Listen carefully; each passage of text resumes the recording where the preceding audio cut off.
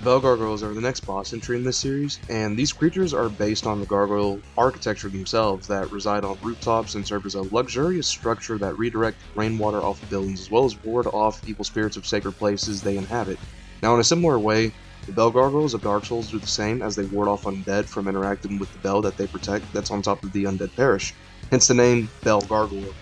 Appearance-wise, they are grotesquely carved figures that are humanoid and animal-like that aren't necessarily a specific animal, but rather a hybrid of many. Dragons are often a common theme and title that are used as well when it comes to gargoyles, but it's also not far off to use that in the context of Dark Souls as well, with considering gargoyles as dragons. While they're not ancient dragons, they share similarities to them in the aspect of being composed of stone, as well as having a shared weakness of lightning, like what the dragon's weaknesses are in the game. Now, design-wise, the Bell Gargoyles are lesser unnatural dragons with humanoid features that are very reliant on the use of man-made weapons, unlike true dragons. The gargoyles themselves are creations that were made by the gods, and they basically took the form of dragons, as I mentioned earlier, with being composed of stone and having dragon-like features. Other than that, though, they essentially serve as golems of the gods that are meant to stop undead from being able to complete the undead prophecy.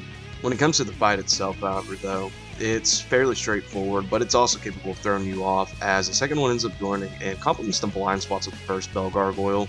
This also can lead to being jumped, being frantic, or even selling yourself short of a victory, given the stakes increased with this other gargoyle joining in. The fight teaches you, however, to not be too comfortable, and also prioritizing multiple targets at once. On my personal tier list, the Bell Gargoyles get a low B in their placement. The boss itself is very thematic and emphasizes its sacred themes well, from the area, the lore, and the purpose that the real life gargoyles had that complement how the purpose of the gargoyles in Dark Souls behave. They also have a very great design that includes a little bit of variation, with the second one having less armor and being a withered version of the first. This boss is also the first boss most will encounter that has a cutscene, and I believe because of the cutscene, it emphasizes its importance of being an essential part in the whole game itself in order to reach in Orlando.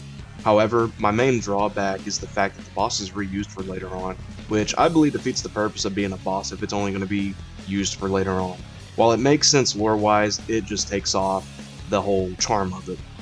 If you've enjoyed and made it to the end of this video, be sure to like and subscribe, and stay tuned for more videos like this.